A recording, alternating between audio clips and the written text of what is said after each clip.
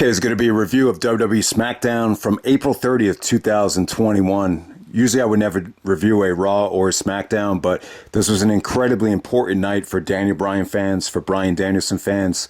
The stipulation was that if Roman beat him, he would have to leave SmackDown. Roman was very specific. He did say SmackDown. He did not say Bryan had to leave the WWE. But the bottom line is this was an incredible main event. I thought it was definitely better than the two matches that Roman and Bryan had at Fastlane, which is saying a lot, but I thought this was even better than the Fastlane 2021 match. And arguably the best match, Bryan's had on free WWE television. It was very well promoted, very well hyped up throughout the whole night. You had sound bites from Miz, Booker T, The New Day, phoning in and giving their opinion on who was going to win the match. I thought that made the match feel special. The match got about 50 minutes devoted to it in terms of promos, video packages, entrances, and the actual match. I thought Paul Heyman actually cut, the best promo he's cut in quite some time. It was so pro Daniel Bryan that it kind of made you think like, oh, is he going to jump ship and, start managing Daniel Bryan? But the way it ends, it was just kind of like very deflating. But I thought Heyman, it was basically, call this the Paul Heyman Yes promo.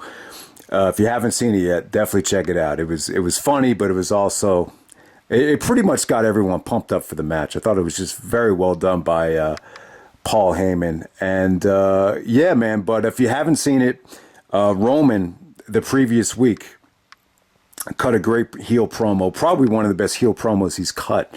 Daniel Bryan was really petitioning, kind of cheerleading for Cesaro to get the title shot. And then Roman came out and was kind of nonchalant and very disrespectful towards Cesaro and just basically told Bryan, I'm giving the title shot to you because I'm sick of you. I'm sick of seeing you. I don't want to hear from you again. And when I beat you, you're going to have to leave SmackDown. So he didn't say WWE, he said SmackDown. And then Cesaro got Bryan to accept. And yeah, man, so the match was incredible. They got about maybe 35 minutes. Too many commercial breaks, though. There was kind of, just like the AJ Styles match from last year right before Backlash, they might have had maybe 4 or 5 commercial breaks. But, the match was still amazing, though. I don't think this was boring at all.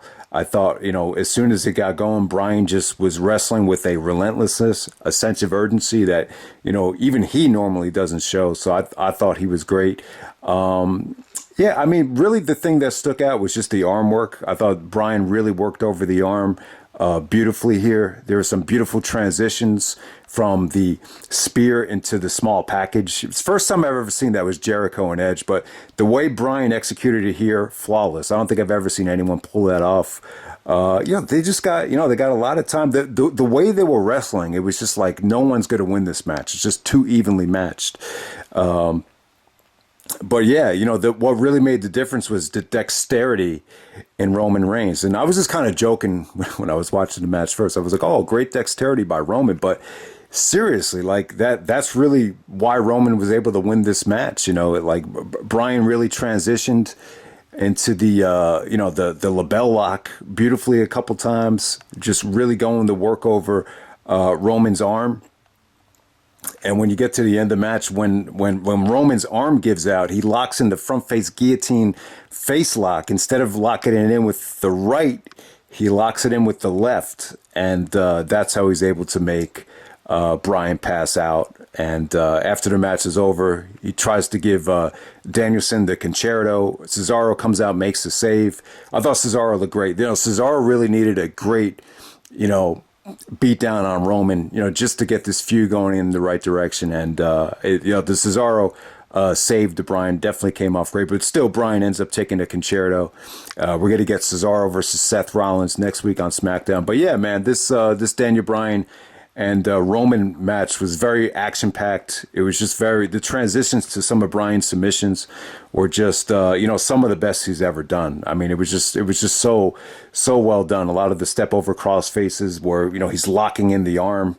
God, it was just really, really well done. Bryan took some nasty bumps too. He took the that belly to belly on the outside from Roman. That looked like it hurt like a bitch. So yeah, just an awesome main event. I would definitely go 4.5 stars. and definitely a step up. I would say even better than the match from Fastlane.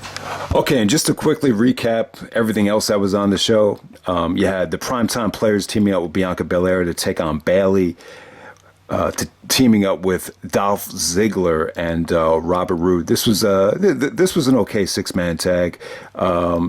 Really, the most memorable thing of the match, Bianca used her that big ass ponytail and struck Robert Roode in the back with it, and that enabled the primetime players to hit the awesome frog splash to win that match. So that was a good way to start off the show.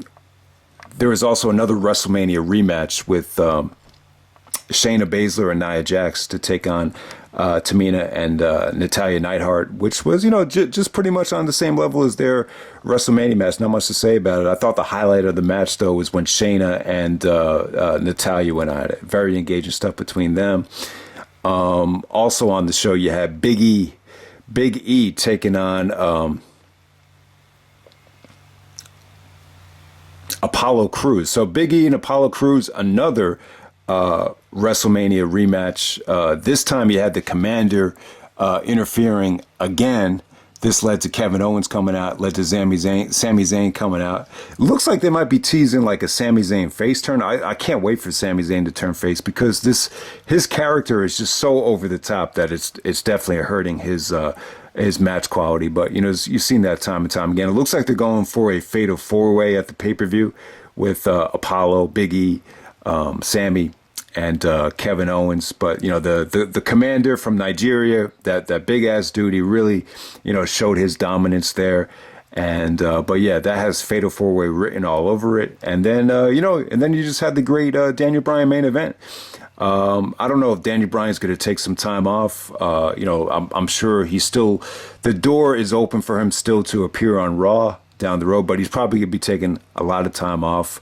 But yeah, it's bittersweet. It's definitely bittersweet. I know some people have the mentality where Daniel Bryan's already main evented WrestleMania. He's already won the championship. What more does he have to prove? I'll just say this. I don't think the WWE ever fully cashed in on Daniel Bryan. I feel like they could have gotten a lot more out of him. I don't feel like he ever really had gotten the title reign that, he was capable of having. You've seen what that title reign did for Ring of Honor, just that talent pool that he went through. I just don't ever feel like he really got a chance to showcase what he can do. And I know a lot of it had to do with injury, but don't get me wrong. But I still feel like the WWE could have, they could have been a little bit more supportive in terms of, just letting Bryan run with it a little bit more, as opposed to seeing Roman get the chance to run with it every single year. Like at least give it up to Bryan at least once to run with it. I just don't feel like he ever really got the chance. But it's a different company.